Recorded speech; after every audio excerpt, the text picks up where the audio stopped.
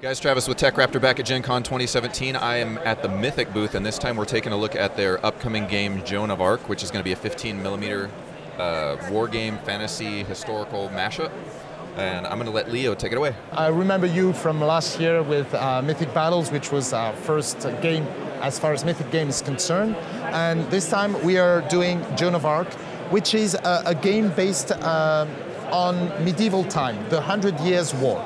It's the biggest battle in history because it lasted 100 years, obviously, and it's the highlight of the knight era, so where knights were all powerful. It's an era that inspired Game of Thrones writer George Martin, and actually when you look at this story, you will see that there are a lot of similarities. For instance, it's really a Game of Thrones. People want to claim the throne of France, so you have the French king, who says that he's the legitimate ruler, but you also have the English king, who believes that the throne should be his. So in this game, you will be able to play the historical battles, but you also have fantasy elements. Everything that people believed in that time is real. So people believed in witches. You have witches, you have werewolves, you have ghosts, you have, of course, the devil and his demons, you have angels, and many, many other things, but you won't have goblins or orcs or trolls or anything like that. Each scenario will tell a story, and because we chose a different scale, we chose the 15mm scale, it allows us to have buildings and sceneries, tons of material. In a scenario, in a typical scenario, you can enter the buildings, search for them and look for clues. You can talk to non-player characters. You will have a deck for this character. You will pick one card, and you will have several ways you can talk to him or her. So are you going to be aggressive? Or are you going to be very polite? The game offers a lot of choices and options. So there's no way you will do the scenario the same way if you play twice or 3 times or anything. There's a lot of replayability because there are so many choices and actions you can take that it all depends on the strategy you want at the beginning of the game. And it's not only scenario based, you can also play big battles. So you can gather hundreds of minis. On one side, you choose the French army, or you choose the English army, or you choose the Devil's army if you want to play fantasy. That's all possible. 15mm scale allows, as I said, it allows for us to have sceneries and terrain, but it also allows to play a big scope game on a normal size table. And it allows for scale difference and very impressive ones. So not only will we have, of course, tons of humans, many humans, but we will also have big creatures such as the dragon. And when you compare the dragon to a 15mm, so look at the dragon, I think. It makes it look doubly impressive. Yes, absolutely. Well, this dragon is probably, and I'm almost sure it is, the biggest and most impressive dragon playable on a board game ever, right? And we give so much detail. It's going to be incredible. This is going to be sold as an expansion. It will be a dragon expansion, and not only will you have the dragon, but we will also have the angels that can fight him. And you will have ruins, because it can destroy buildings and then you will replace them with ruins. And you will have a scenario and even a mode to play him. So if you want to play the dragon scenario, what he can do is he can of course be on the ground and cause havoc, or he can fly. If he flies in a low altitude, that means the next turn he can land anywhere on the board. But he can be attacked by weapons on the ground. For instance, cannons or bombards, which are the ancestors of cannons. So he's exposed, even though he's very resistant, but even a dragon can be killed. Or he can fly high out. If he's there, that means he can spit fire on one area of the board. He can't be reached by cannons or weapons in the ground, but you can send him angels. And then you can have a dogfight in the air with the dragon. So when he's in the air, you put him on a specific hex, low alt or high alt, and then you can have angels joining him and fighting him in the air. Or he can be on the ground and then you can focus on him, but he's so resistant and he can create so much damage. So we really not wanted to just have him as a good-looking mini, but it's actually a miniature, well, not that miniature, like a model, a big model that you can play with. So this is, you said this is going to be part of an expansion. How much stuff are people going to get in the base game? Oh, in the base game, because it's small miniatures, we're going to have an incredible amount of miniatures. We are looking at 230 miniatures in the core game, which is unheard of. And that doesn't even count for the stretch goals. So 230 miniatures is probably what we're going to have. We are still making it up. And that includes 30 big buildings and terrain pieces like trees, buildings, big houses, churches, bridges, or ruins and everything, right? And then you will have the stretch goals that will add to this content.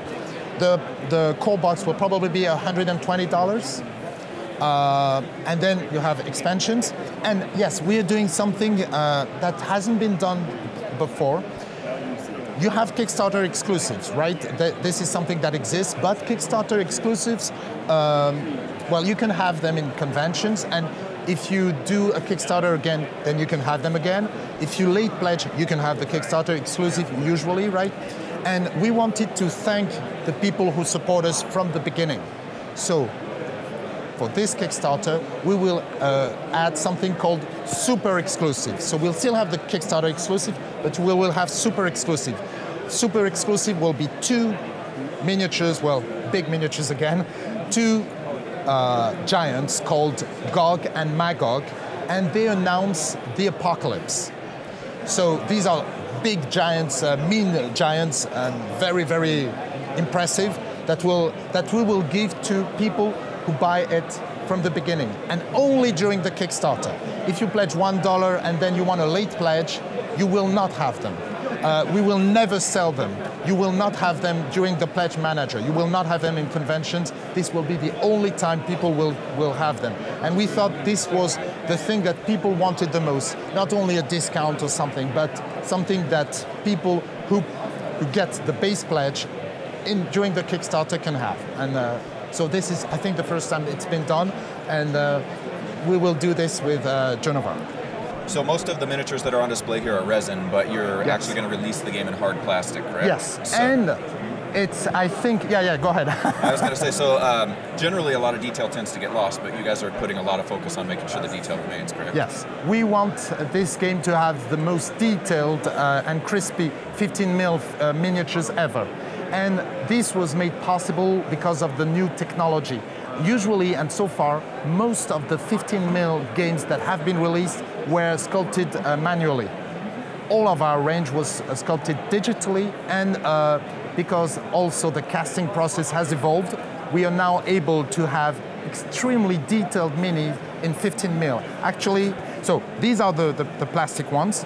And these are only the first production. Yes, right? yeah, so we might even we might even improve them and just make them look better. But I want to show you what a painted plastic mini looks like. So this miniature that you're showing us painted, this is actually plastic? Yes, miniature. In 15mm. Yeah, that's amazing. So this is 15mm, you see? And it's this guy painted, well. My paintbrushes are already crying that I won't be able to do that. So these 15mm are actually miniatures. They're not just pawns, and they're not just like something with big heads or not detailed. Well, you really have minis, and you will have, of course, the big minis, because we'll have tons of them. When I talked about the dragon, he's not, and by far, the only big creature we'll have in the game. We'll have many, many others. So you mentioned a little bit that you wanted to be able to have massive battles on a smaller table. Was there any other decision that led you into 15mm miniatures? Well, we want to also to provide something new. On Kickstarter, you tend to have lots of games that all look alike, right? a lot of dungeon crawlers or co-op games, usually 32 mil. This time it's fresh. It's something that you haven't seen. You haven't seen like big scope Kickstarter on 15 mil. And we wanted to do that because it hasn't been done before, and because we believe we can provide the same feeling and love of miniatures with small scale than with usually traditional 32 mil. And people will see that what we mean. They will recognize each of our 15 mil miniatures. They will have more details than ever before, and they will have the feeling sometimes they are in a blockbuster, because you will have huge monsters compared to these little minis that will make it even more impressive, and that would not be possible with 32 millimeters miniatures. Can you imagine if we wanted the dragon in 32 millimeters? He would be like this big. Even like this, and compared to 32 millimeters, he's still like massive, yeah. Right? But with 32 mil, it's just like a blockbuster. His wingspan is 54 millimeters. It's probably 22 inches wingspan, right? So that, oh yes, he will come, the wings will be, you will have to clip them. They will come, he will be fully assembled, but the wings that you can, so that you can carry it easily on a square box this size, right? So there's obviously going to be a lot of people excited about this. When can people look forward to the Kickstarter opening? We look forward to, well, we aim at going on Kickstarter on October 10th. Okay. Oh, did I mention that you can also play an army? You can also create your own army in this game. Okay. You can play scenario-based games, but you can also build your own army. And do skirmish games? Yes, okay. Yes, or mass battle games with 15 mil. So this is the second option you can play. And that's all going to be in the core box? Yes, all in the core box. You have the regular rules for scenario-based games, and then the construction army game, if you want to play kind of a war game, but faster and with the same rules in 15 mil miniatures. We're coming on Kickstarter October 10th. The same team that were on Mythic Battles will be here, so I will be doing lives on a regular basis during the Kickstarter. Instead of the voice of Olympus, we'll have the same guy, but he will be called Voice in Her Head because of Joan of Arc, the voices and everything. And we'll have lots of surprises and unexpected expansions. It's going to be a very, very exciting campaign. So backers of Mythic Battles Pantheon can expect the same level of communication? Oh yes, totally, absolutely. That's what we want to do, want to be committed.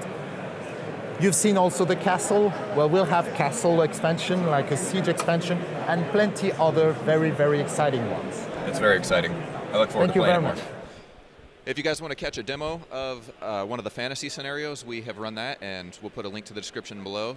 Also, if you want to know more about their previous Kickstarter, Mythic Battles Pantheon, we ran a preview of that last year. It's awesome. I can't wait to see the final product. You can also catch that in the description below.